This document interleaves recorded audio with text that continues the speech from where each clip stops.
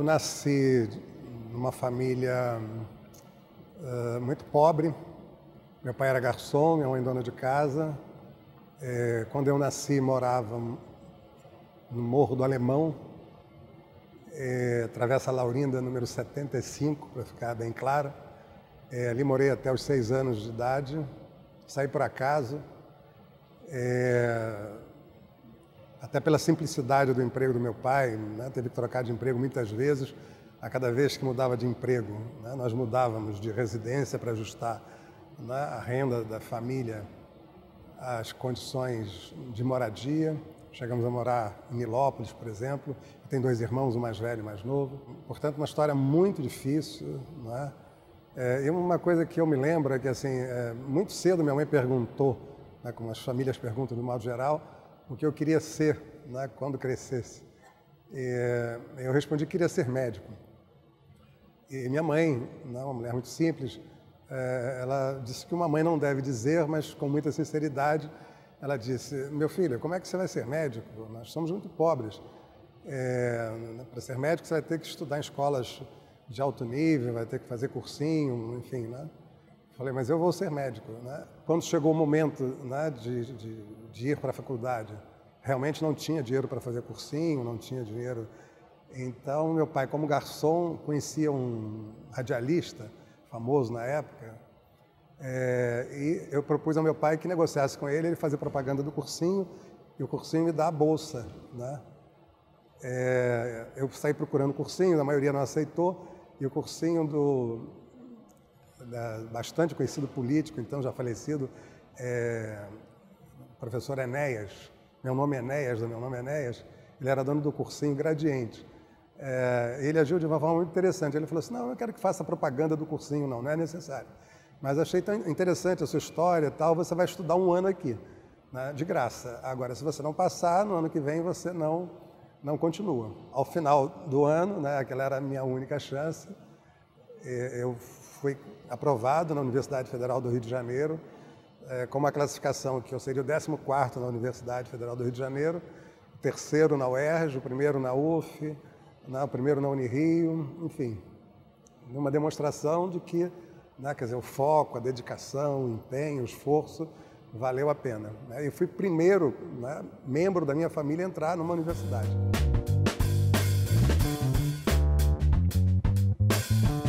Concluída a faculdade, eu fiz residência, primeiro em clínica médica, depois em cardiologia, e fui trabalhar em comunidades pobres do Rio de Janeiro. Trabalhei em várias, né, na Nova Holanda, em Vigário Geral, na Nova Brasília.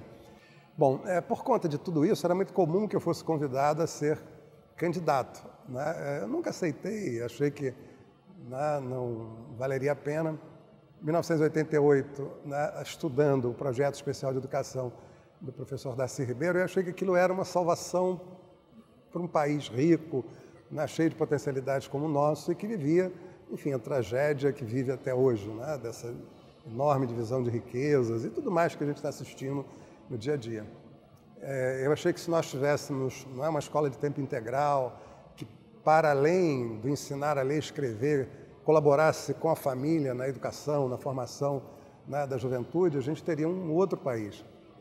E aí admiti entrar na política, né, me vinculei ao PDT e até surpreendentemente também na minha primeira eleição eu fui eleito, o PDT elegeu 12 e eu fui o 5º mais votado do partido sem gastar literalmente um tostão. Fiquei 3 mandatos seguidos aqui. Por conta desses 3 mandatos fui convidado por um candidato a governador na época, o Garotinho, não o conhecia, nunca tinha estado com ele. Ele tinha sido prefeito em Campos, tinha, enfim, feito uma prefeitura reconhecida positivamente pela população, me procurou e perguntou se eu queria coordenar a campanha dele no Rio de Janeiro. Bom, isso eu, enfim, aceitei, né, com autorização do partido, é claro. Ele foi vitorioso e me convidou para ser secretário do que eu escolhesse, né? Na verdade, eu disse a ele que indicasse qualquer secretaria. Ele me indicou para ser secretário de governo. Eu fiquei 4 anos como secretário de governo, que é um mediador, digamos assim, né, entre o governador, as outras secretarias, a Assembleia e a própria comunidade. Depois, na eleição da sucessora, que foi a governadora Rosinha, eu fui convidado para ser secretário de assistência social do município, lá fiquei durante 4 anos. Depois fiquei 2 anos como secretário de assistência social do município do Rio de Janeiro. Nesse tempo a gente ajudou a elaborar o Sistema Único de Assistência Social, enfim, de criar uma série de normas aí na área da assistência. E depois desses 2 anos eu decidi me afastar da vida pública, até porque eu comecei a perceber todo esse cenário, né, esquisito que a gente está vendo nos dias de hoje, né, enfim, umas coisas que eu não concordava. Me afastei, voltei a ser médico, fiquei 8 a 10 anos sem participação nenhuma na vida pública. No ano passado, né, algumas pessoas me convidaram para ser candidato novamente.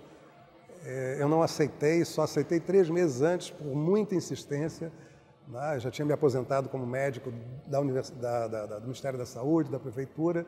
Enfim, estava com uma vida meio sem ter o que fazer e achei que, enfim, valeria a pena voltar à vida pública para tentar melhorar de alguma maneira o cenário político do país, né, dar lá a minha gota d'água nessa confusão toda que está acontecendo aí. Acabei sendo eleito e é por isso que eu estou aqui.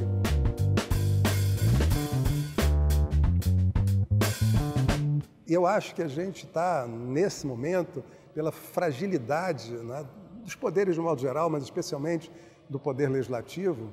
Né? Enfim, eu acompanhei a última legislatura na Câmara, eu assisti aquela votação, por exemplo, do impeachment, né, da presidente, independente se é a favor ou contra. Quer dizer, o voto que os parlamentares, deputados federais deram, em sua grande maioria, né, com raríssimas exceções, foi um voto que envergonhou a população. Se perguntasse a cada um deles o que estava escrito no processo que justificava o sim ou não, né, provavelmente a grande maioria dos que foram a favor ou que foram contra, né, sequer leram o processo. Né? Então, o retorno é para a gente qualificar o poder legislativo, né, como órgão fiscalizador, como órgão legislador, né, e como órgão mediador entre o interesse da população, né, interesse da cidade, no sentido de melhorar a qualidade de vida da população. Então, é essa a contribuição que eu pretendo dar.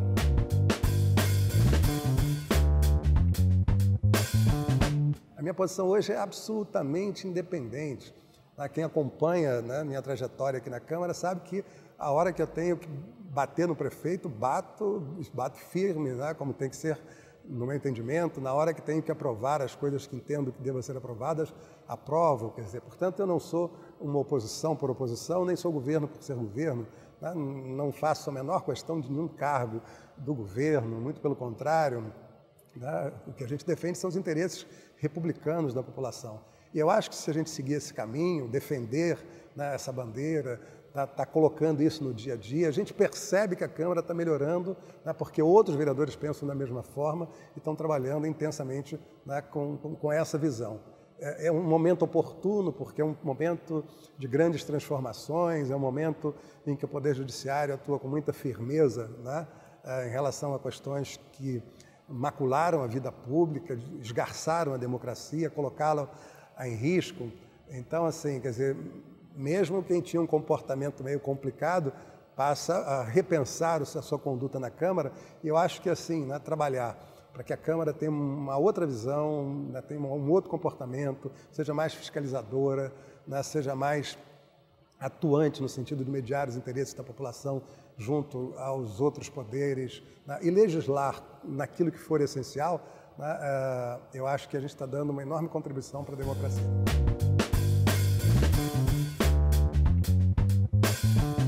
Na verdade é isso, né, fazer um grande esforço para que a Câmara dê passos adiante.